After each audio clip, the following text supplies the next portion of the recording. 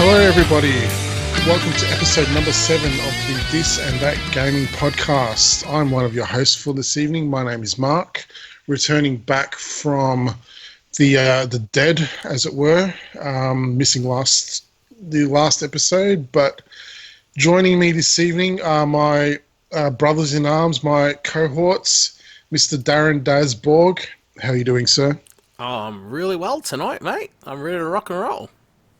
Yeah, Talk excellent. some games, mate. Talk some games. Talk some games, mate. Yeah. Excellent. And also, Mr. Dave Muscat. Dave, how are you doing, sir? Doing well, Mark. How are you going? I am kicking along. I am doing my best not to cough throughout this episode. So, listeners, I apologise if I do cough in your ears this evening, but bear with me. I'll try and keep it to a bare minimum. All right, so we've actually got quite a bit to cover this month, so we will kick things off. But like we do each and every month, we'll go around the table. Guys, what have we been playing? Dave, let's start with you. Cool. So, look, again, I've been playing a shit ton of games, but I'll keep it to 3. So the first one I played was on Xbox Game Pass, and it's an indie game called Supermarket Shriek. Now, this is sort of a party game. It's a bit spaz. It's a game that you can play single player or co-op, and essentially you are a man and a goat in a shopping trolley. What the hell? And you have to scream to essentially move the trolley through an obstacle course. And there's all different levels, different obstacle courses. And the way you steer is if you yell as the man, you're going to turn to the right, I think it was. And if you yell as the goat, you turn to the left. Now, there's 2 ways of doing the yelling. You can yell using just the triggers on your controller, or you can actually use a mic. So if you're there with a friend, each of you can yell into their respective microphones, and you'll steer the cart. Now, what makes it difficult is you're traveling backwards. So everything is in reverse, right? So when you want to turn left, you've got to remember that you're actually turning right because you're pushing the trolley backwards. So anyway, it's pretty bland when you do a single player game, but in party mode, it's a lot of fun. So they've got a couple of different party screens, and you unlock more as you progress through the game. And they have objectives, like it'll be in a supermarket, and you have to pick up milk and, bread and some other grocery. And you can push each other's trolleys, off the edge of the board and that sort of thing. So it's pretty cool fun, I have to say. There's other ones that are just sort of standard races, and if you fall behind too much, then you lose. But I really like the one where you've got to collect the groceries. That one was pretty cool. So anyway, simple game, not going to keep you occupied for too long, but I thought it was pretty good fun anyway. What's this sounds like the best game ever. Yeah, it's pretty funny. I think it's on both PC and Xbox. Okay. On the Game Pass It's as well. on Game Pass. Oh, cool. Okay. Yeah. Next game. So I played Wizard of Legend. Now, this is an indie game. It's on Steam. I think it might even be on Game Pass as well. It's got that sort of 8-bit pixel graphics. It's a roguelike, so the dungeons are procedurally generated. And each of your buttons on your controller do a different move, so you can dash, jump. You've got a signature move. You've got a really powerful move that's got a bit of a longer cooldown. And then you've got other abilities. And you can upgrade those abilities as time goes on, that sort of thing. It seemed fun at first, but seriously, I couldn't get through more than 2 levels. So I don't know what I was doing wrong. I don't know if I'm just hopeless at this game, but it was way too hard. So I basically gave up. I have seen other people play, and they just blitz their way through it, so I must be just shit, I think. And the last game, which I've probably played way too much of lately, is Slay the Spire. So this is on Game Pass as well. It was released on Steam last year, and it's essentially a deck building game, which I think Mark would quite like, actually. and it has roguelike elements as well. So essentially, you're killing enemies by playing cards, and you travel up a spire, up a mountain. And as you go up the mountain, there's different branching paths, so you can choose which way you go. And sometimes it's a battle, sometimes it's a question mark. So you might have some light sort of RPG elements come into play. There might be a NPC that gives you some options, and you can choose one of the options. It might be to upgrade a card or obtain, a rare relic and stuff like that.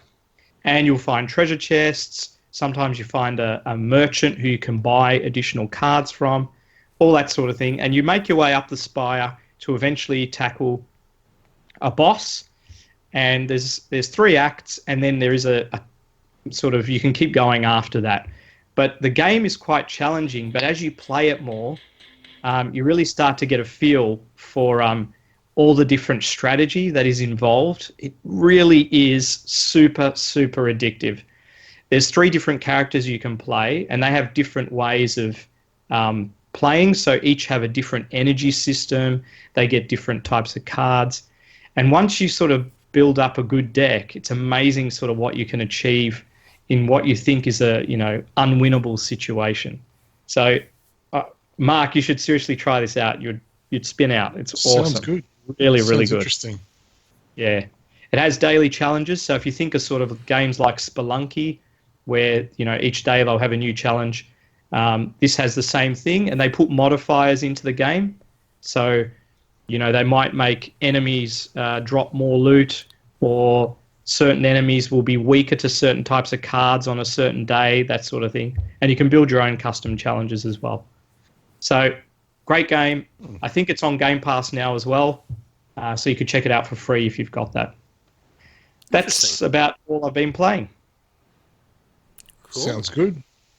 This is why I like having you on the podcast, Dave, because you always pick games that probably Daz and I would never think of to play in like a million years. So, no, that's awesome. They all sound good. I'll definitely have to check that last one out. Daz, what's been occupying your gaming time this month? Well, last couple of weeks. It's funny how, look, I bought a supposedly 10-year-old new computer for this new setup that I have for the podcast. Now, because my graphics card in it is I think it's 200. No, not even that. It's 512 megabyte card or whatever. It's weak as hell. Because of that, and while my son's on the main TV and I can't use my main PC, I have to sort of think, okay, well, what games can I play on this crappy computer while I wait for him to get off?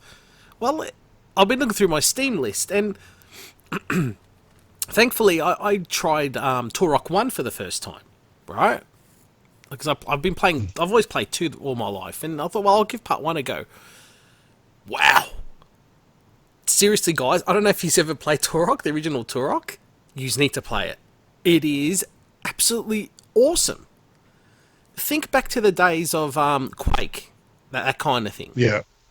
It's fast-paced. It's so much fun to play. It doesn't run the greatest even on this computer, but it was playable. But I thought, no, I ended up loading it up on my main PC and playing it on that. Everything, obviously, graphics all the way up and all that. And it just plays magnificent. So I'm loving Turok. I'm probably going to try to sit through the whole thing and play it. Nice. I've given Bloodstained a bit of a break the last 2 weeks for some reason. I just thought, I just needed a break, so I haven't been playing it.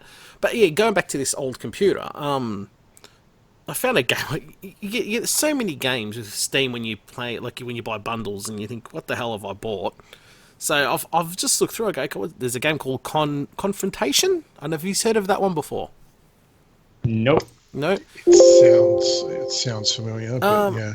I'm sure it's something that Dave probably both of you would like to play. It's a poor man's Warcraft 3, you could say. Oh, okay. Yeah. It wouldn't say it looks like a Diablo, but it plays more like Warcraft, but without building. I haven't gotten into that part, anything like that yet. That's if there is anything. It's pretty linear. but it was quite fun. I wasted about nearly 2 hours on it last night, just playing it. It's okay. It's okay. It looks like crap on this computer. I mean, it's an old game. And I checked some videos online on YouTube to see how it's supposed to look when you update with your bit of graphics and stuff, and it looks okay. But I didn't mind it. Like I said, it plays a lot like what's it called? Like Warcraft. What else have we been playing? Oh, that's right. Yeah, because again, the computer. I've been playing the Atari Vault, so it's playing a bit of classic Atari games. Arcade, but yeah, that's pretty much it. But Torok has been keeping me busy. Nice. Oh, and I lie. Sorry. I always forget what it's called. Nightmare Boy on the Switch.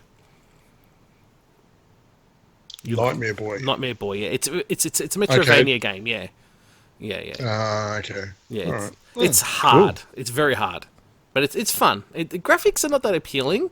I think once you look past that. It's a good game. It's actually not too bad. It's about $40. About $40 for a physical version. I had to get it from Oz Game Shop. So it's not bad. It's not bad. Okay. Yeah. All right. Cool. As for me, this month I've kind of been like off and on because I've been kind of feeling under the weather for the past few weeks. I've kind of been like up and down when with wanting to play anything, but I've probably the most time I've put into lately has been Shadowbringers, the new expansion for Final Fantasy 14, because I do love my MMOs. So I've been playing around, nothing substantial, just like trying the different classes and all that kind of stuff. So been messing around with that for a bit. Besides that, I haven't really been playing a whole lot else besides a game that does cover a fair bit last episode, which is Bloodstained. I missed out on the whole Kickstarter discussion. We won't go back into that a whole lot. But it's funny, like because of what happened with the Kickstarter, I guess my desire to kind of play that game kind of dropped to a bare minimum, and I didn't really play it a whole lot. And Daz kept sending me updates on his progress and stuff like that. I was like, yeah, I'll get to it eventually. And then just out of the blue, one Friday night, I decided, I'll give it a go. 6 hours later, I said, I probably should get my fat ass to bed. So logged off and then spent about probably another 7 hours the next day playing through, and then all of a sudden I was like 90% of the map done. I know. You've overtaken me already.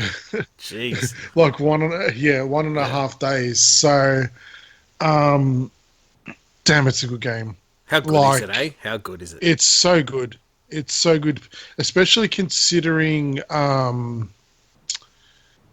like from where it's come from the demo that they released, was it a year or so ago? I think it was a bit more to than now. Beta. Yeah, it was hopeless. Yeah, it was like I had no hope. Like my I guess my hype for the game was like dashed when I played that beta, but I don't know what they did to turn it around, but damn, it's such a good game. And it's like, what I think I enjoy the most about it is the pacing. So like there is the whole puzzle solving element, but they string you along just long enough to kind of frustrate you and then give you, I guess, the next part of the puzzle so you can continue on. So you're not like, you don't really get to a point where it's just like, man, I can't figure it out. I don't know what to do. And just drop the game completely. Like I've done that in the past with like a ton of these Metroidvania games, but with this one, it was just like, you know, they string you along long enough to frustrate you and then give you what you need to do to be able to get to the next part. And it just makes you want to keep playing more and more and more. So, Yeah, look, in the end, despite, all the crap that went on with the Kickstarter, and all the rubbish that went on with backers getting their copies after, um, retail and all that kind of stuff, in the end, they've delivered a great game. So I am still glad that I'm back it. I won't back another Kickstarter, but yeah, I absolutely love Bloodstained. So now I just kind of, like Dazda, I've kind of like, I've stopped for a little bit because I need to now backtrack and I just want to make sure that I clear the rest of the map. But I'll probably look to finish that off in the next week or so. Because it's funny, like I'm at the end. I know I'm at the end, but I kind of like don't want to finish it. Yeah, Because I don't want it to be over. I know there's a new game plus and all that kind of stuff, but for me it'll be one and done most likely. But yeah, I'm really really looking forward to just seeing what's next and what next they're going to do, because I think they've already said that there will be a sequel. Oh wow! To this, and I don't think it'll be Kickstarter this time. I think they've already got the funding that they need to make another one. So, yeah. Besides that, I haven't really played a whole lot else. But based off Bloodstained, normally we would go into the news at this time, but actually we're going to go into our topic for the month. And our topic for the month is, so over the past, you could probably say 4 or 5 years, there's been a rise of what is known as a social influencer. I know how it wank. So, sorry. Social influencer, what does that mean? Twitch streamers, YouTubers, people with high follow accounts on Facebook and Twitter and Instagram, who get given games to review or to shill, you could say, over their respective networks. Now, the reason I came to this topic is the one thing that probably pissed me off more than anything about the Bloodstained Kickstarter was that they made a promise. I don't know, maybe promise is not the right word, but they said that they would attempt so that all backers would get their copies of the game before release or on release day. So lo and behold, one of the YouTubers that I am a big fan of and I still watch to this day is Johnny Millennium, aka Happy Console Gamer. Lo and behold, he gets the copy of his game. He was a backer like the rest of us 2 days before everybody else does. If you jumped onto the Bloodstained Twitter account, you could see that they were tweeting out the Twitch page for all the streamers that got their copies of the game early. And that really, really fucking pissed me off, I gotta say. It was like, hang on a second. So just because the rest of us are not influencers, we have to wait to get our game. And Daz and I, we ended up waiting for what was like 2 weeks or close to 2 weeks. After retail. We could have walked into the store and bought it, but no, we got basically screwed over. So that these influencers could get their copy first. There was no way it was a coincidence, right? Like you've got a guy, and this is not me taking a stab at Happy Console Gamer. I still love his channel. Like I said, I still subscribe. I still watch it, watch all of his videos and things like that. He's not the issue. The issue is that why do these guys get preferential treatment over the likes of the three of us and the people that listen to this show and everyone else? Because at the end of the day, the issue with a lot of these guys is they will chew these games up and they will spit them out. They will move on to the next one, and they get all these games for free, mind you, whereas we have to pay for them like the suckers that we are, right?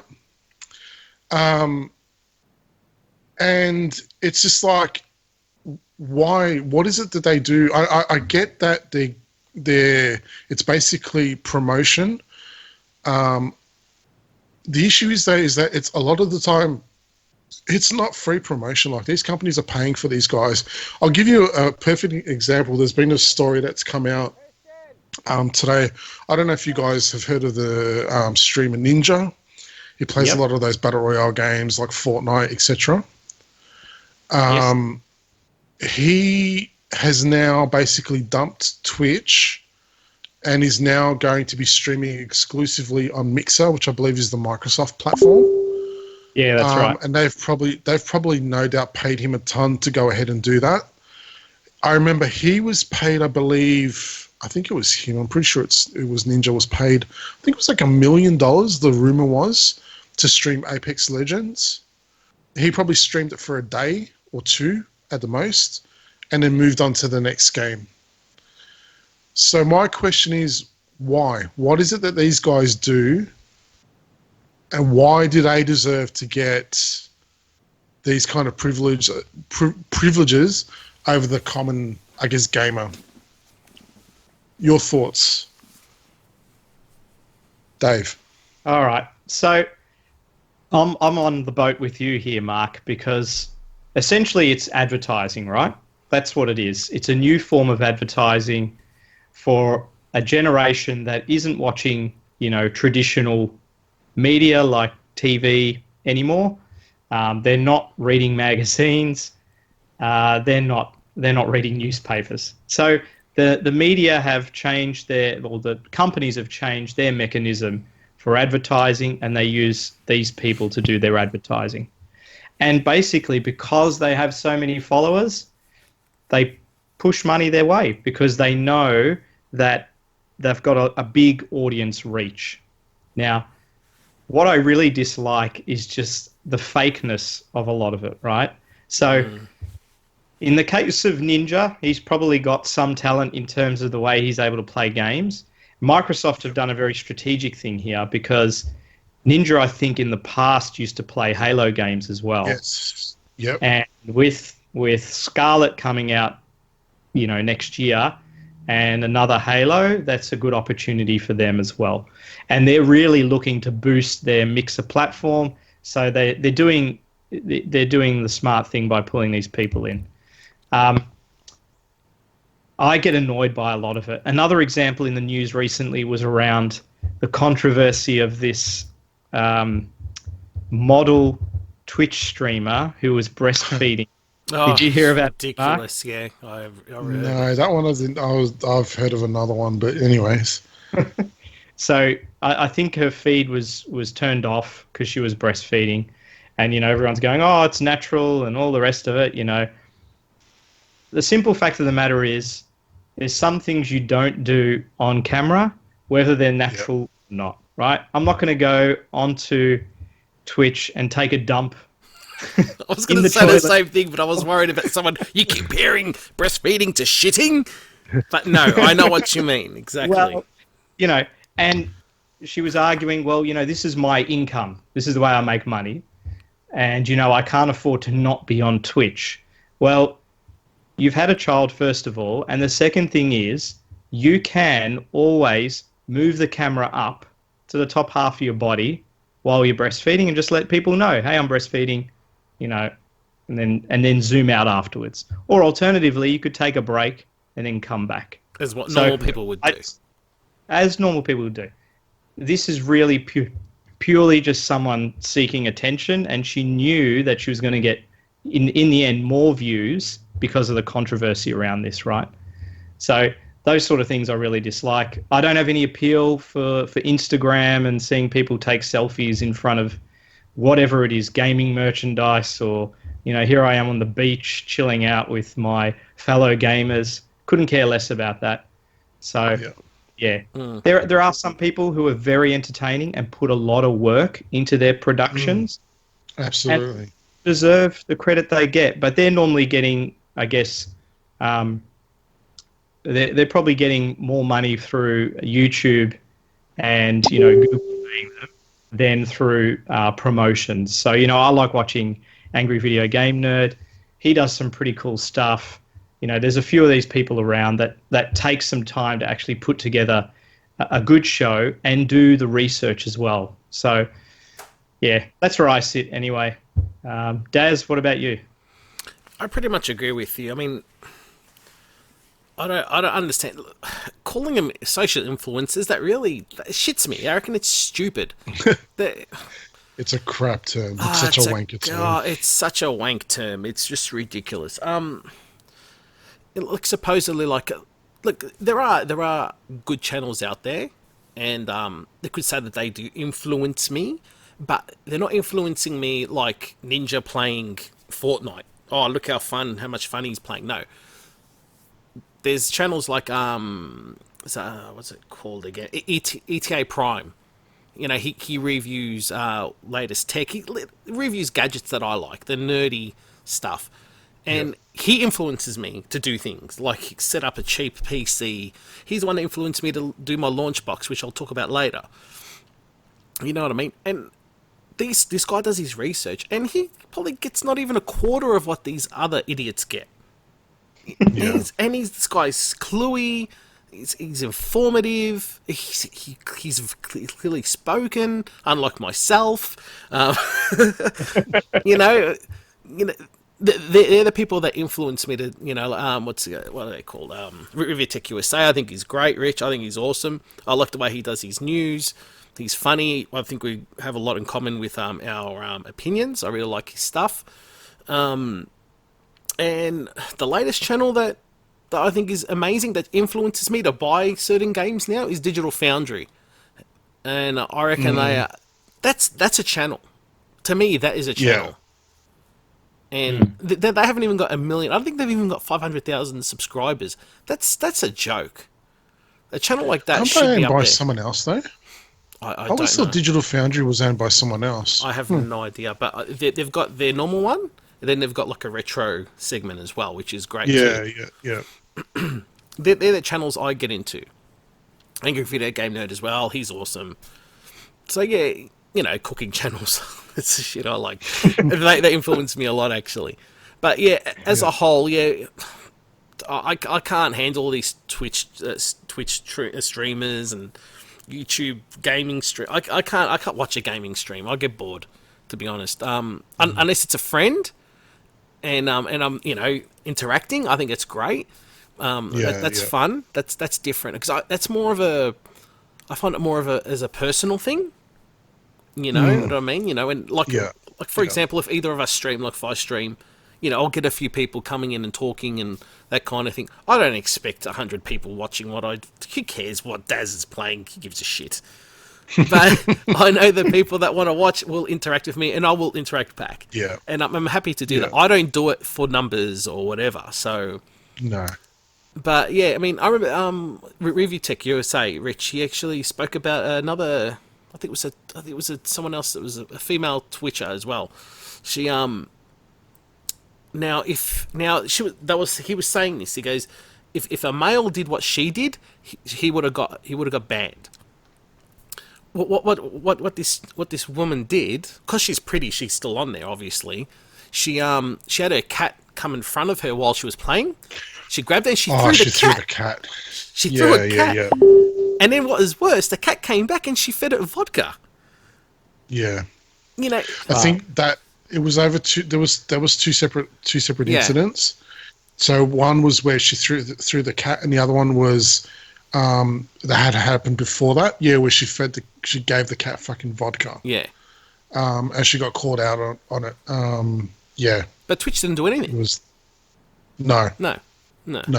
And there were other streamers calling for her to be banned, and she didn't. So, yeah, well, that's my take on it. Yeah. So. Yeah. Look, they have their place. Like they've said, it's marketing for the new world. It bugs me that they get rewarded, and then when you've got the common gamer, sometimes I just wish, I don't know, it will never happen. I'm living in a freaking fairyland, but it would be just great for once in a while if, like a company like, I don't know, let's say Capcom, for example, or let's say EA went through their follower list, So you know what? This dude's got 10 followers. Let's see what he tweets about though. And he might tweet about Call of Duty or not Call of Duty, Battlefield, because we're talking about EA. Like all he does is tweet about Battlefield because he loves. But you can tell this dude loves Battlefield. Like send this dude a free game or something like that. You know what I mean? Like it just It's like it's that Robin Hood syndrome. The rich get rich and the poor get poor. Exactly. Yeah, I don't know. It just would be great to see the common gamers who have obvious passion but may not have 50,000 followers or 500 followers either. Just get recognised and rewarded once in a while by these companies. I'll give one credit to a company that did. They didn't give these people anything, but when Mortal Kombat 11 was coming up to launch, and they had their beta tests and things like that, they actually went out of the way to look at feedback from people that had smaller follower accounts, because they said the same thing, like their opinion is no less valid than someone that will have 100,000 followers. That's right. So at least they acknowledge their fans and say, hang on, okay, we know what you're saying. What you're saying is correct. We're going to take that board and we'll use that to make our game better. But yeah, anyway, rant over. Let's move on to some more exciting things, some news. Let's go to the news. Let's go to the news.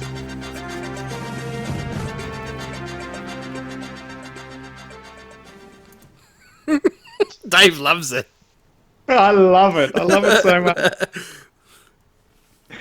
Alrighty. I like that move, Mark. You just did. Mark at the news desk. Next month or next episode, I'm going to wear a tie. He pants though. No one will see it.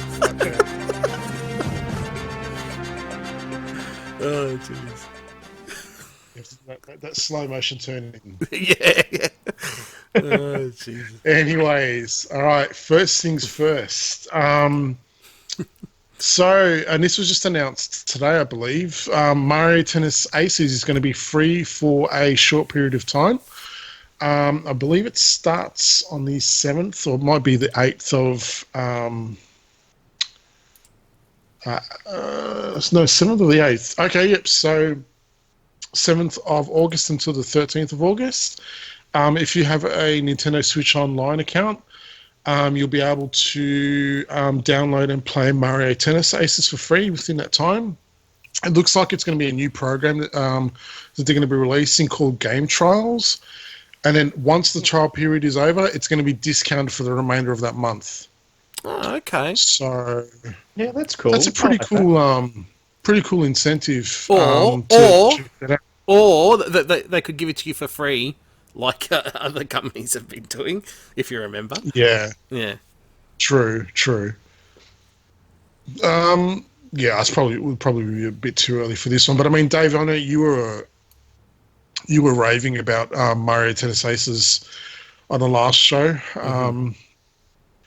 So yeah, no, that's cool. I'm keen to definitely check that out. Yeah, it's worth playing. It's a lot of fun, simple to pick up. The power moves and the special moves add a lot to the normal combat of tennis.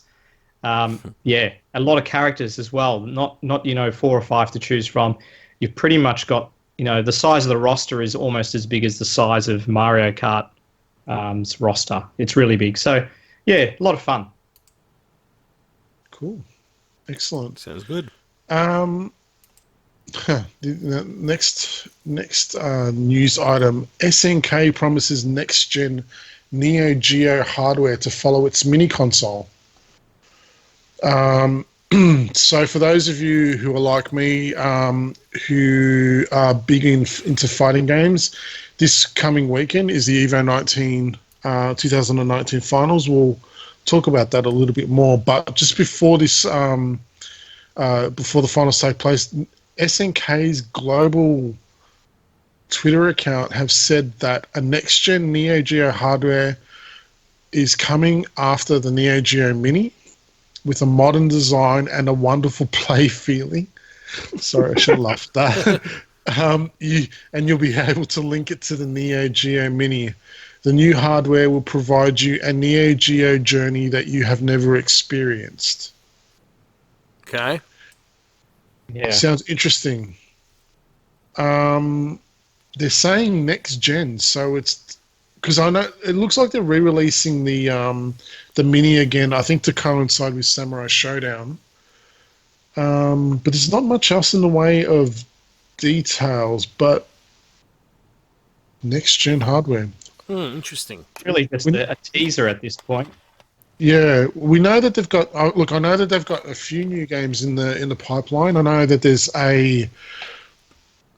They've already confirmed that they're working on a new King of Fighters, and I know there's a new Metal Slug actually being made as well.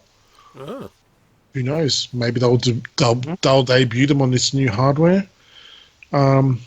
Fingers crossed, we might maybe get a quick peek before the Samurai Showdown finals this weekend. But interesting. Watch this space. Daz, I'm going to let you talk about the next one, which is the Android on the Switch. I know you're pretty happy about this. Yeah, the hackers have come out and they've installed Android on a Switch now, which is absolutely amazing. Now, I don't know if all Switches can do it, or if it's for the ones that you can hack with the that bypass chip thing that is sort of shorted out. And you can install, your pirated games or that kind of thing. So I don't know if it can only work with that or if it boots directly from SD card. Now, it's only the first version that's just come out. It's a beta. They've got it working. Joy-Cons work, but they don't work on all games. They've got, like, for example, you can run Dolphin on it. But well, that's nice. Yeah, but again, the Joy-Cons don't work on it yet. So hopefully that comes in later. Look, because it's running the same, NVIDIA chip as the NVIDIA Shield, so and it's got an extra gig of RAM. So this will be an awesome emulation machine to take on the go. The only crappy thing is because it can only be installed on an SD card, so it's slow. So it can be laggy. So that's the problem. Yeah. That's the problem here. Yeah, if they figure out a way to maybe dual boot it and run off the actual system itself, that would probably be amazing. But again, it's early days. They've ran Netflix on it via Android. You can dock it. You can dock with Android as well. And it pops up on your screen. Wow. The thing's amazing. Yeah. It's pretty much stable. It'll run. But again, not everything's compatible yet. But for what it is, they've done a great job already. Now, I think that's amazing. That's impressive. It is. And if it does just run off the SD card, that means you're not voiding any warranties or anything. Just run it off the SD card and you can run your emulation. You can run everything. And I've seen ETA Prime actually showed how you can use it, and he ran was it Dreamcast emulator? Oh, yeah. It was still very, very, very jittery. So obviously, okay. Yeah, it still needs work. It still needs a lot of work. So yeah, it's promising. But if you were running something like RetroArch, surely all those games would run pretty much spot on, right? Because they don't tend to take a lot of storage. So I don't know. I don't know if it's got to do with if it's still buggy, or the transfer speed between the SD card and the system's not fast enough. So I'd say you'd have to go for the fastest. There's a Class 10, I think it is. I don't know you need to get a Class 10 card or something to at least make it run a bit better. But from what I've seen, it's snappy and everything. So you can browse the web, you can do whatever. You use it as a tablet. So again, you can dock it, Android on your TV as well. I think that's an awesome idea. And because the Switch has a touch screen as well, geez, that opens up a lot of possibilities. It does. Okay. All right. That sounds cool. The question will be if the new version of the Switch will still have that hack available. Probably not. They should have held out. They should have just waited until at least the next one comes out. Yeah. Yeah. I'm sure they'll come up with a workaround. Yeah. Yep. Cool. All right, next one. Dave, QuakeCon just happened, I think, this past weekend. Is that right? Yeah, it was last weekend. I can't believe it runs for 4 days. Like we have PAX here, which is probably our biggest event, and it's 3 days. They just had QuakeCon for 4 days, and it only really covers, a very small gamut of games. But I sort of focused on 2 areas again. One was Fallout 76, and the other one was Doom Eternal, because this QuakeCon was the year of Doom.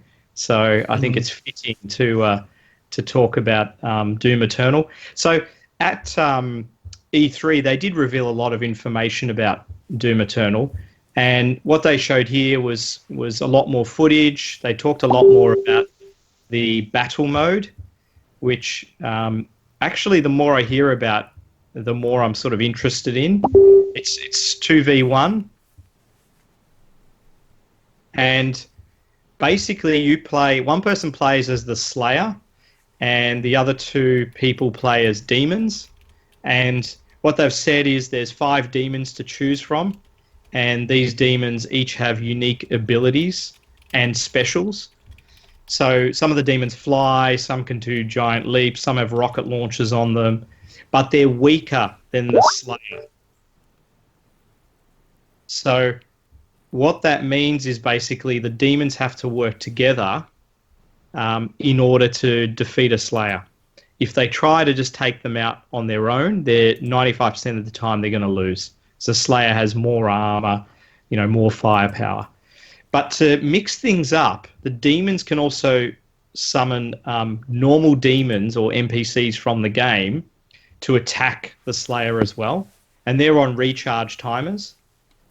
And on top of that, they can drop hazards around the map as well. So it's kind of a mixture between just traditional deathmatch and a bit of strategy involved as well. And the Slayer can hop through portals, and those portals are only available to the Slayer, so he can use that to escape from certain situations as well. You can climb walls, which is pretty awesome. You could never do that in a Doom game before. And it looks extremely violent compared to even Doom 2016. The melee finishes have been, made even more violent. They're almost Mortal Kombat style now. Yeah. And the Slayer has to rely a lot on, continuously moving through the map and killing the lesser demons, because that's how you restore your ammo and your armor and your health. So, if you do a melee finish, that restores your health. If you do a chainsaw finish, that restores, I think, your ammo. And if you torch them, that's a new ability the Slayer has, to use a flamethrower. That gives you armor back. So they've added a few extra elements on top of the Doom 2016 that both apply within multiplayer and the campaign. There's a grappling hook. So it looks pretty cool. I didn't want to watch much of the campaign because I didn't want to spoil it for when it comes out. But yeah, it looked awesome. I was really impressed. So that comes out in November 22nd. And probably the only other thing I was really interested in at QuakeCon was any more news around Fallout 76. We all know that game was not the best when it first came out, and many people will argue it's still not the best right now. But they're making inroads. They've got a 4-man raid now, which is called Vault 94. And you can actually do it without 4 people too. So they've said you could go in solo, but it's going to be bloody hard. So I think that's cool, because there might be just you and a friend who are playing. At least as 2 players, you could try it, and not have idiots along for the ride. So I actually really like that. And I think something which is strange that I like in MMOs is I like when I'm challenged as a solo player as well. So often there isn't a lot of focus on that. You remember in WoW, I think in the early days, they had like a really difficult challenge. I remember there was one for a hunter to get a special bow or something like that. I don't know if they did that for other characters as well, but it required you to be able to use your abilities, really well in order to defeat the challenge, And people obviously then look up on YouTube and see someone playing it. But I thought that sort of idea is awesome. So having something in here that you might be able to do on your own or with one other person is cool. That raid will obviously have, better loot come out of it, legendary items and that sort of thing. They're still working on their Battle Royale map, which is called Morgantown.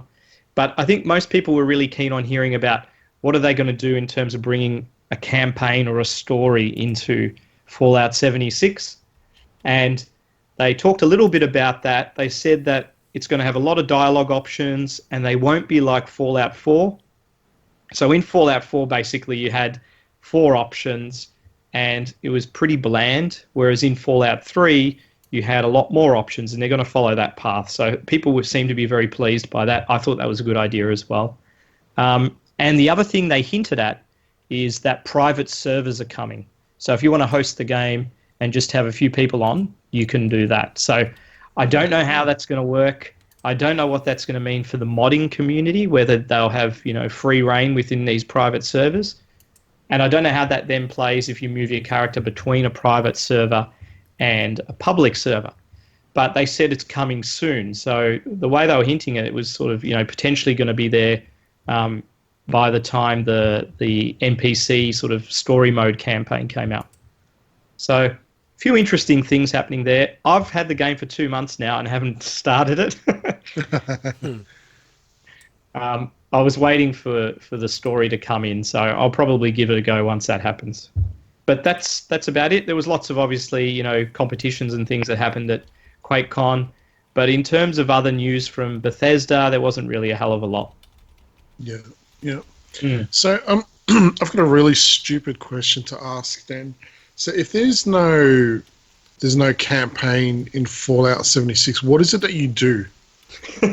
Like what? Yeah. I'm legit. Like what is the point of the game? I'm really curious.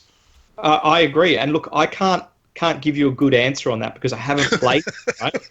But from what I've read and seen, it's essentially you level up, you get better gear, you can build your own settlement, that sort of thing, and obviously there's PvP elements as well. But I think what you've said is pretty much nailed the reason why a lot of people haven't played it yet, because they're like, well, is there enough for me to do? And am I just going to get bloody bored roaming around a very boring, empty wasteland that has no people to interact with aside from real humans who occasionally are very annoying to interact with. So, yeah. Okay. Yeah. Fair enough. I think this could be a bit like No Man's Sky, right? That started off pretty rough and ended up being a really... Gotcha. Yeah. Okay, yeah. So it's essentially, it's just like a free roam game then. Yeah. You go out there, you make your own fun, I guess, and okay. Fair enough. Exactly. Okay. Cool. All right, next one. Now, keeping on the shooter front, Overwatch has announced their latest hero number 31, which is going to be Sigma. Now, Sigma is going to fall in within the tank class. He controls gravity, and he doesn't wear shoes. What the hell? There's been this massive uproar because he doesn't wear shoes.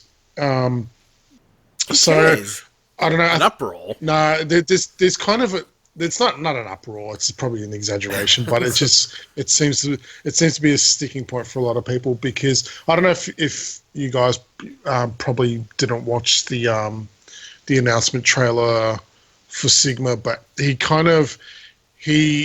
as part of his backstory, he's kind of like a scientist that has gone off the rails and is basically he's trying to manipulate gravity to control it, and it causes him to go crazy, and he ends up being institutionalized. So you kind of see him on like a stretcher.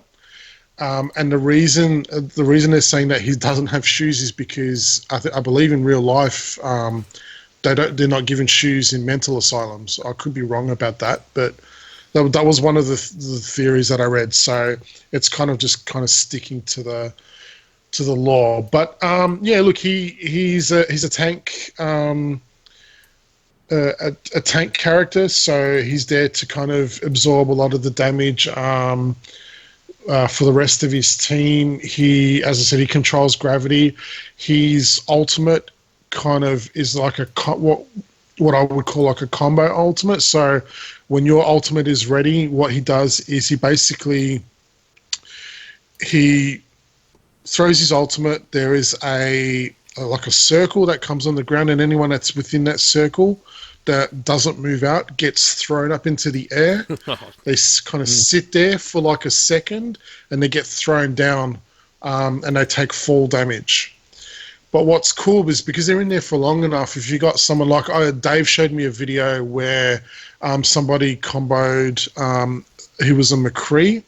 So basically the person playing Sigma has done their ultimate, and it's given the McCree enough time to basically get, I think it might have ended up being like a team kill with his ultimate as well.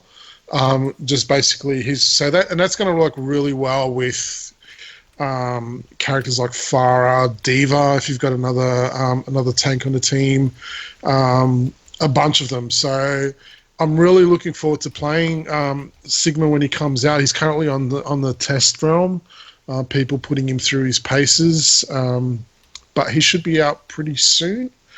Another thing for Overwatch that they've announced that's going to be coming very, very soon is what they call role queues. So anyone familiar with like MOBAs like League of Legends or Dota, and basically when you go to queue into the matchmaking, you'll be able to pick a character. Say, you'll be able to pick a class. So, okay, I'm going to go into the queues and I'm going to be a healer, or I'm going to be a tank. And then once you get into the match, you can only pick healer characters or tank characters or damage characters. And basically each team will have 2 tanks, 2 healers, and 2 damage. So as it is at the moment, you can go into a match, and if nobody decides they want to heal, too bad. You're stuck with basically a team of damage dealers or tanks or whatever. So it's kind of just to make the game more, I think, the way they intended it to be played, with you're going to have all those kind of classes represented. So yeah, we'll see how it goes. It could backfire because, I mean, we're 2 or 3 years into Overwatch now, and people are kind of set in their ways with how they believe the game should be played. I don't know. I don't think it's a bad thing. At least, it's going to stop people from spamming, "We need a healer, we need a healer," when they're sitting there freaking playing as Widowmaker or someone else. So, anyway, that's it for Overwatch. Next, Dave, I know you're going to be excited about this one, The Witcher Netflix series. We got a preview of it after San Diego Comic-Con. Yeah, look, you're the Witcher fan among us. I was super excited by this, and I think Henry Cavill looks really good as the Witcher. He's also got the physique, and Damn. he looks huge. There's one scene where he just where he's got his shirt off, and he's like, I sat there, it's just muscle, and I'm like, damn, son, I got me a new man crush, because holy crap, man, he looked huge. He was like, it was insane. Yeah, he looks awesome. They seem to have nailed the main characters like Ciri, and I can never pronounce her name, but they seem to have nailed those characters really well. There's no set date yet for when this is coming out. It's going to be 8 parts, so I'm hoping it'll be good. The action that they showed in the trailer looked awesome. He's actually a big fan of The Witcher too, which is cool. So he was playing the games before the movie. This TV series was announced, and he was kind of pushing them to make a series. Okay. So that's awesome. I just realised that's Superman, the latest Superman. Yeah. Wow. Yeah. Jeez. Yeah. So I think it's a great choice. I couldn't get over that one shot. Yeah, because in the game, in The Witcher 3, sort of the opening scene has him in a bathtub, naked, obviously, and the love of his life is there, her in a lingerie and stuff. And there's a scene with them on a horse, but that's not going to be in the show, I don't think. People were talking about it. Hello, Mark. I am Henry Cavill. Hey, You like my chest? just got a little bit spicy. I've been dying to use my sound effects. Sorry. They have actually. There's been some rumors that there might be a second or third season already in the works, which is quite odd. Yeah. The show isn't even out yet. It's going to succeed. It'll succeed. I'll even watch it. I'll even watch it. I'm not even into the game. Yeah. I mean, these are based off, quite famous books. The monster lore is really what's cool in The Witcher as well. Like, they have some really unusual monsters and great history behind them. So, I'm excited. It's a Polish author, isn't it? Yeah. Polish, yeah, he is. Yeah. Oh, there's a big story with the game and the author as well. I don't know if you know about it. About suing each other and but they sorted it out in the end, and they actually because he sued them because he believed he wasn't getting enough what's the word, royalties, and then I don't know if they countersued or not, but they actually did end up paying him. I don't even know if it went to court or not, but they end up basically fixing it, and I think he's happy now. So that's good. At least they took care of him. Next one, and this is fairly new, basically off the back of the Switch Lite. The Switch is getting a refresh with a new version launching towards the later part of the year. I think November. Yeah. And the main deal is it's going to have a longer battery life, which is good. I think it's going to push it up to 9 hours now, I believe. Like it's about an extra 2 hours or so, supposedly. Yeah. It will depend on what you're playing. They reckon Zelda will last 5.5 hours, I think. Okay. Cool. So that's good for new Switch owners. Really, new Switch owners. For the rest of us, I wonder if they'll have an option where you can send yours in to get the battery replaced. I doubt it. I wonder if that's a possibility. They could make money off that. Yeah, I think it's more about it's a revision of the board as well, so then they can fit a bigger battery. So okay, yeah, because I know the NVIDIA chip in it's smaller. So I'm assuming that to be a revision of the board too. So I reckon this is to do with how the Switch is hackable at the moment too. I think that's probably another reason why they've done this. Gives them a bit of motivation. Yeah. Fair enough. Okay. Next one, out of the blue, the Vita gets a new firmware update. Yeah, do you know much about this one? I don't even know what it does, to be honest. I just laughed. I don't see the point anymore. I mean, the thing, as far as I know, too, it's still hackable. So, if you've got it hacked already, but I don't see the point. I mean, I don't see the point at all. I just find it quite funny that they've decided to give it a new firmware. Just out of the blue. It's it fixes an exploit named Trinity, which is currently leveraged for homebrew. Okay, but there's other ways of getting. And then how long until they until it's hacked again? I guess. Yeah, it's officially a dead console now, right? They're no longer making games for it. They don't even make games for it. Only third party companies do. I know Limited Run likes to push their Vita games. Yeah. Vita fans love Limited Run. Oof. Limited Run, yeah. Oh, well. Cool. All right, next one. This is my little bit of a rant. No, not a rant, but Evo finals this weekend. Like I said earlier, this is my favourite weekend of the year. Probably bigger than E3 for me. As I said, for those that don't know, this is probably the biggest fighting game tournament. Well, it's not probably, it is the biggest fighting game tournament of the year. You get all the big games have their tournaments at Evo. This has been a bit of a shake-up, though, which has been kind of interesting. Normally, Street Fighter is the game that finishes off the show. It's normally the last game that they play on the weekend. That is now no longer the case. It has actually been dethroned. Not surprised, to be honest with you. So Super Smash Bros. Ultimate is now going to be the final game for Evo. Quick, can I interject there for a second? Coincidentally, one of Christian's best friends playing there on Smash. Oh, at Evo? Yep, he's in there. Smash? He's Really? there. He's there in Vegas at the moment. Wow. Yeah. How's he enjoying the grasshoppers? I don't know. He's a local boy. That's all I know. I know I don't know. Okay.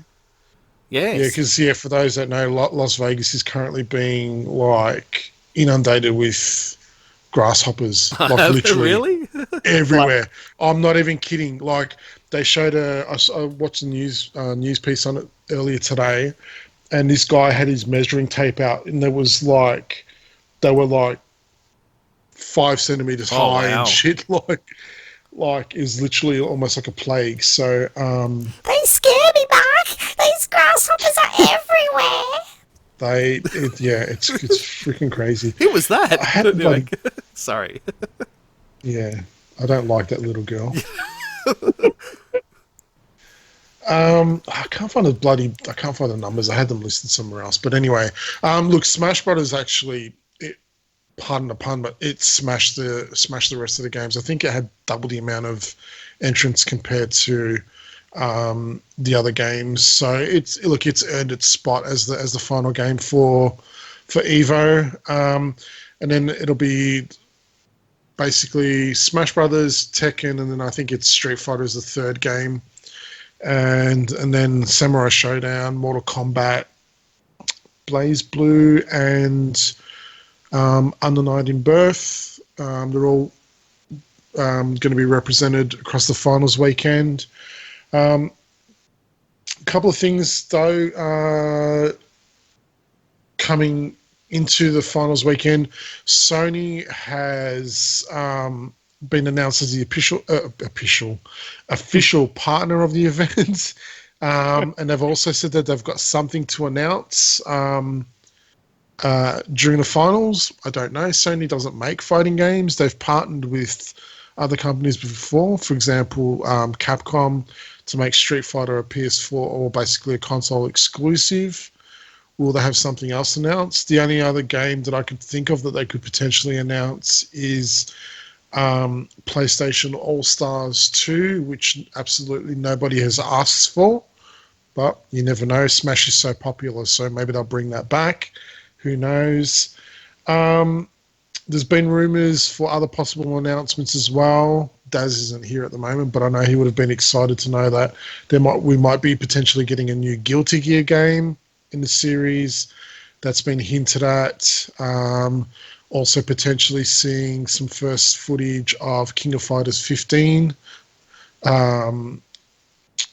which has already been announced to be coming next year, but we might actually see some gameplay. Hopefully it takes after Samurai Showdown and not King of Fighters 14 in terms of visuals. And Mortal Kombat wise, they just announced, they just showed off Nightwolf today to be coming to the Combat Pack. Now they've already announced Spawn.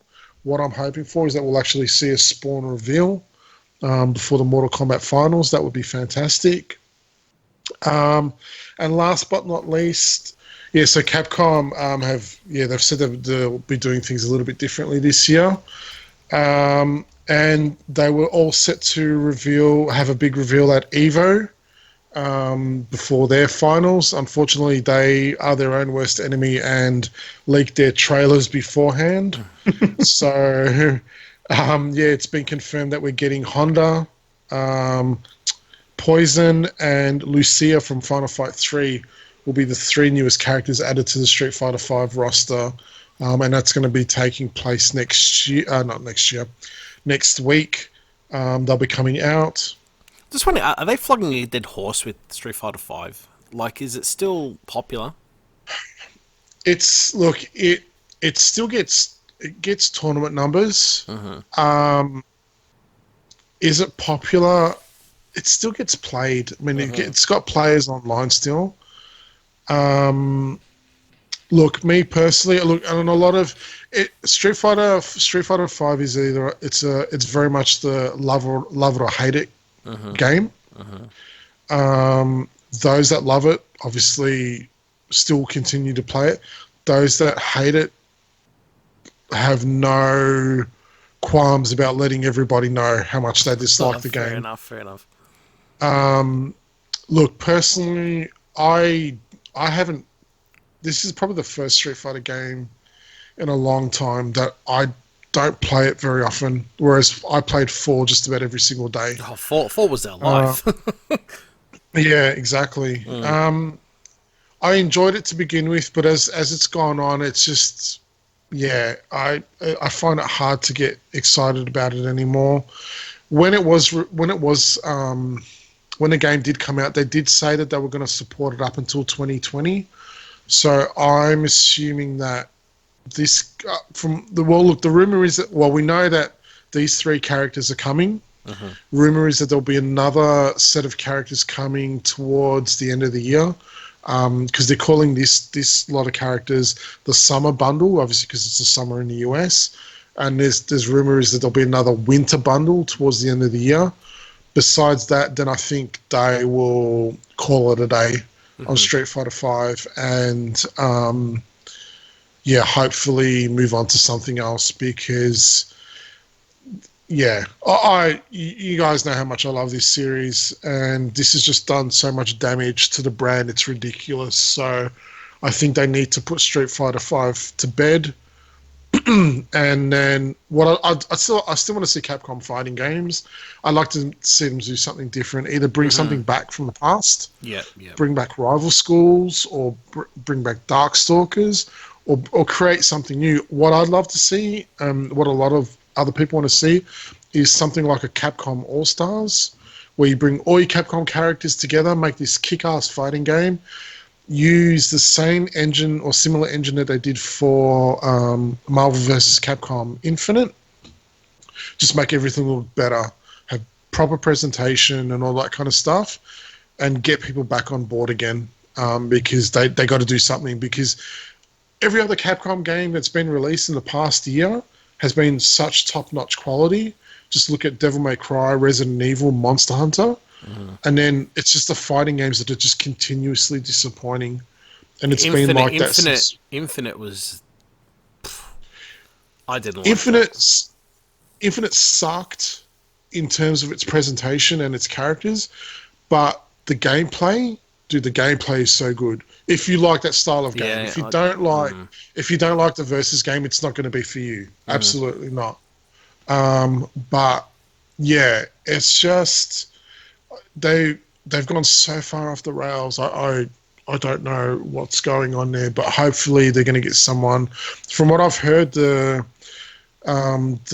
producer for Monster Hunter is now leading up the fighting game division, so hopefully maybe he'll get them back on track, and he can do for Street Fighter or their fighting games what they did for Monster Hunter. How big's the roster so far for 5? I think this brings it up to 35 characters now. Wow, or something been that like long that. since I've played it, man. Yeah, Jeez. it's the roster is healthy now, but it's taken them 3 or 4 years to get it to that point. So, I honestly think this is the wrong way of doing a fighting game. I think if they went back to the Street Fighter 4 way, I think it would have had more. But it's the same deal, man. It's just packaged differently. It's new characters every year. Whereas before you had to go out and buy a disc, but you still got 5 or 6 characters per update. Do you know what I mean? It's just. They're not giving it. No, go on. I felt that they gave you more at the beginning. Before. That's where you're spot on. and that's the biggest mistake that they made. That's what I'm saying. Yeah.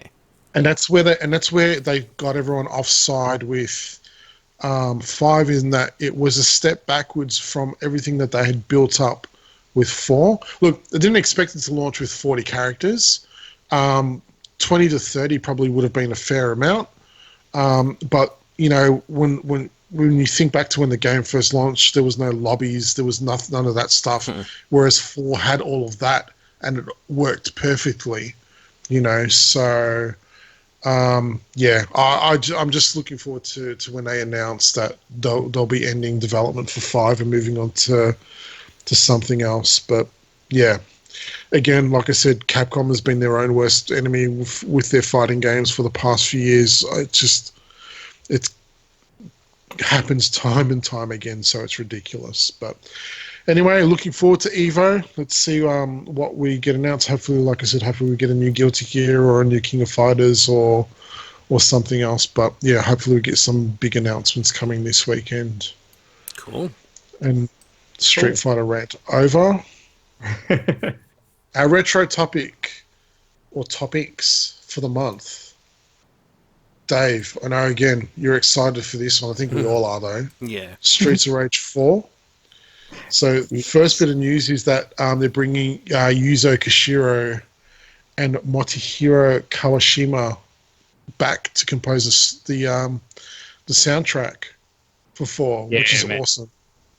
That is awesome. So obviously they were involved in the previous Streets of Rage music, and we all know how good that music was. This game is being made by the people who made the Wonder Boy 3 remake as well, and that was amazing. So initially I didn't like the art, you know, the sort of cell shading looked a bit off whack, but they recently had some more footage, and seeing Blaze and Axel actually go through their motions, it looked really good. I actually don't have any complaints about that anymore. They've also got other music composers on board. I think they've got composers who worked on Jet Set Radio and Kingdom Hearts and Ninja Gaiden as well. So we should end up with a pretty kick-ass soundtrack. Game-wise, the moves look a lot like Streets of Rage 2 and 3. I saw Blaze had sort of this giant super move. I don't know if it's her special or an additional move, but it was massive. It would do this giant blue flame that would take up sort of half the screen. The other thing I noticed was you could beat up people, and if you threw them into a wall, you could punch them as they come off the wall as well, which you could do in other Streets of Rages. So, and it looks like you can power up your special sort of, you know, your Grand Depart and that sort of thing to get it more powerful as well. So look, it's awesome. I'll be playing it for sure when it comes out. What did you guys think?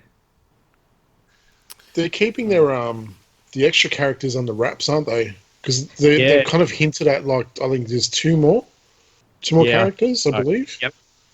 I'm really interested, to kind of see, those two characters. I mean, I look nothing against Axel or Blaze, but I really want to see who they've got coming. Mm. Yeah, I'd say because they got Yuzo Koshiro back on, it's gained my interest again. So, and Sega is publishing this still, aren't they? They're not making it; they're just publishing it. Is that correct? Yeah, I think so. Yep. Yeah, so they'll be overseeing it as well. So, yeah. So, I know a lot of people were worried about the soundtrack. So, this is good news, definitely. That's so cool they got him back. That's really cool. Yeah. Okay, so offshoot from that, favorite Streets of Rage games. I have a feeling there's going to be a common answer here. In our top 3, in what order? How's that? Yeah, top 3. Yeah. What are your top 3 Streets of Rage games? I'd say 2. I'd say 2 first, 3 then 1. But music, 1, 2, and 3. If you're just going to judge the music, it's 1, 2, and 3. If you're going to judge game, 2, 3, 1. So I think music's the best thing about that game, I think, personally. That's not a bad thing either. Yeah, for me, it's the same. It's 2, 3, and then 1. I didn't particularly like the music in 3, though. And Yuzo Koshiro said that, he's not sure at this stage sort of what direction they'll take with the music, whether it's going to be those sort of, synthesized soundtracks of the Enigma. 90s. It was very. It's very Enigma. That was his main or whether influence. it's going to be something.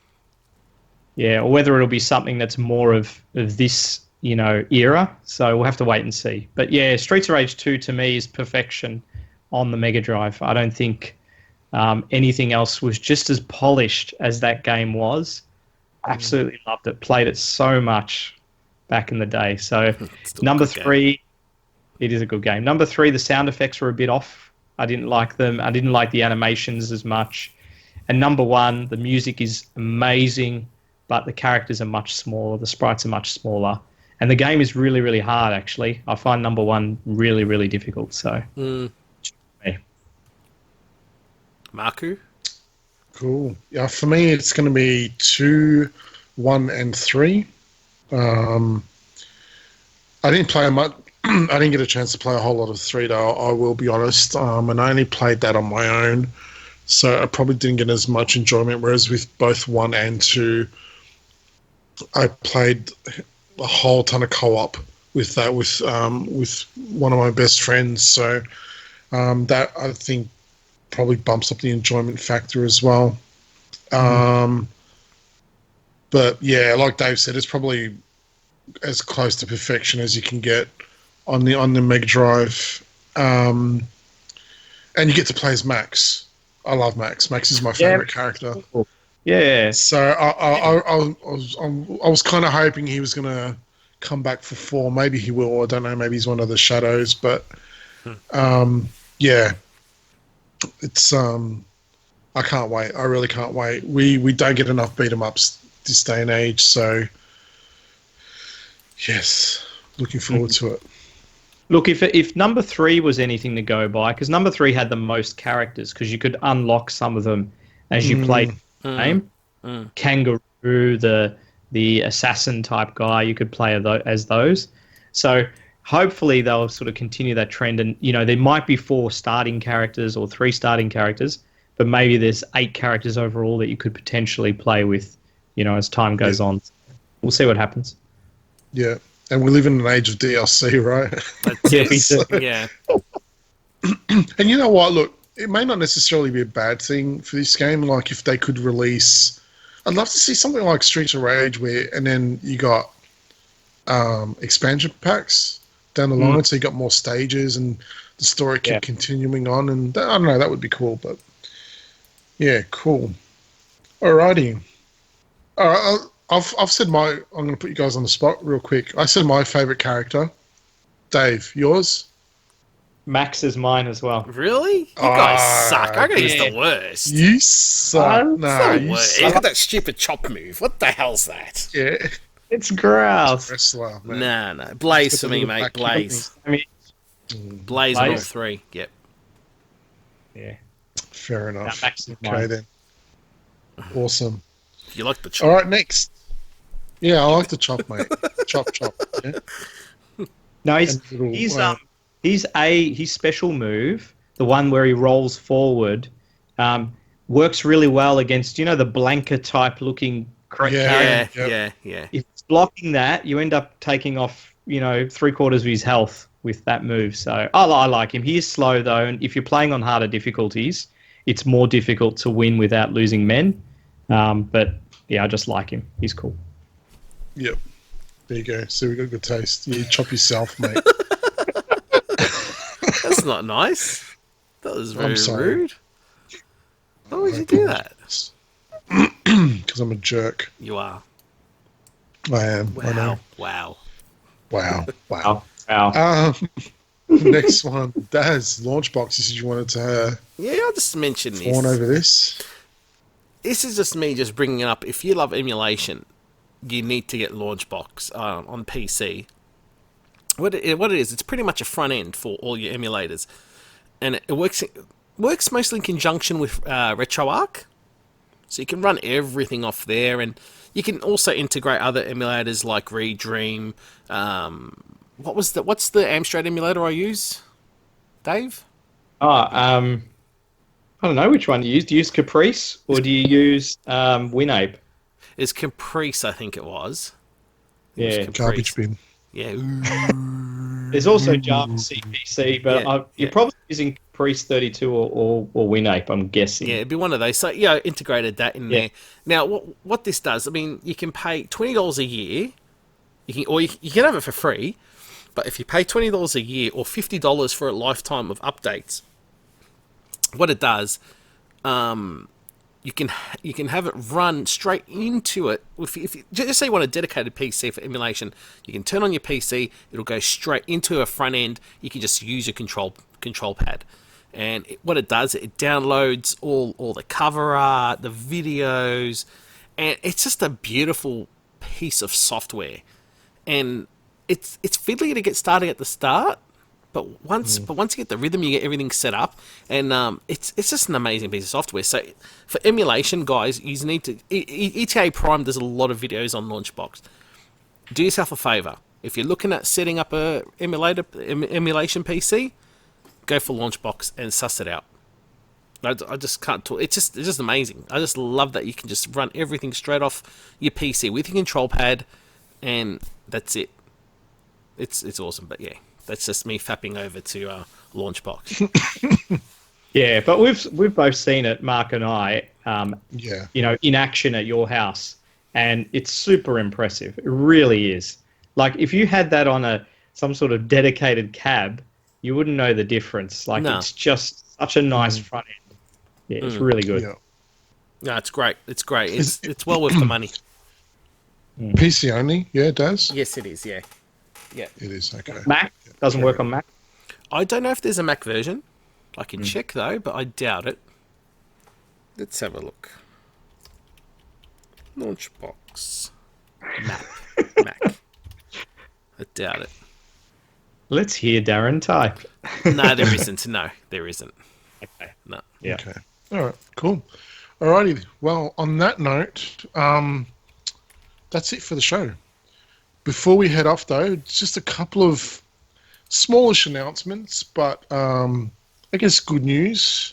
So we are now free of Podbean's free to host plan. And that makes me very happy for a number of reasons. It means that we will now we will be aiming work-wise, life balance, podcasts, everything willing, to try and aim to release a new episode every couple of weeks, which will allow us to kind of keep a bit more up to date with news and all that kind of stuff. So that's cool. And it also allows us to expand on other stuff that you guys probably don't care about, but is important to me, with stuff like show notes and things like that we can put into the links. So that's really cool. Again, I say this every episode, but I really want to thank everybody that has tuned into the show so far. For a newish podcast, we're doing relatively well, I guess you could say. Well, not relatively. We're doing really, really well. So we're always grateful for everyone that tunes in each episode, and those that go back to the previous episodes and tune in as well. Check those out too. I've noticed that we're getting bigger numbers on earlier shows, so that's really, really cool. So again, look, thank you so much for that. Thank you for those that follow us on Facebook. We will be able to leave a link in the show notes now. If you're listening to us via your favorite podcast software. So yeah.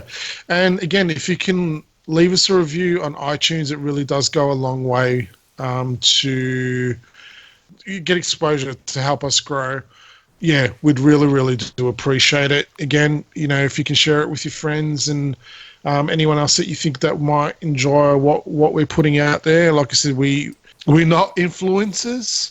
We don't get paid to do this kind of stuff. We do it because we enjoy doing it. So, again, really do appreciate everyone that's listened in and tuned in so far. But as I said, let's wrap this up. Daz, besides this podcast, where can everyone else find you? They can find me at the Arcade Perfect podcast with Sean Tagster. And, yeah, we'll be at the Australian Kong Off too, up in Brizzy next weekend, which is the 9th of August. So I can double check that. Yeah, the 9th of August. Oh, it's actually on the 10th, but I'll be arriving in Brizzy on the 9th. So if you're there in Brizzy, come say hi. We don't bite. So that's going to be fun. But yeah, you can find me on that podcast as well, which we review one arcade game on all, or not all. We try to review all home ports of one arcade game and give them a review, and see how they go, if they're any good, and yeah, and that's been doing very well. And I thank everyone that's supported us over there. It's a lot of fun. So yeah, that's where you can find me as well. Cool, good stuff. Alrighty, well that's it for this this episode. Again, thank you for listening, and we will check you out. We will check you out. That sounds so pervy. It does. It does. I don't even know where I was going with that. So it does. I am tired. So thank you so much for listening, and we'll see you guys in a couple of weeks. Thanks for checking us out. Oh God, FBI, open up. Okay, Thanks, everyone, guys. thank you for joining us. Ta-ta. Ta-ta.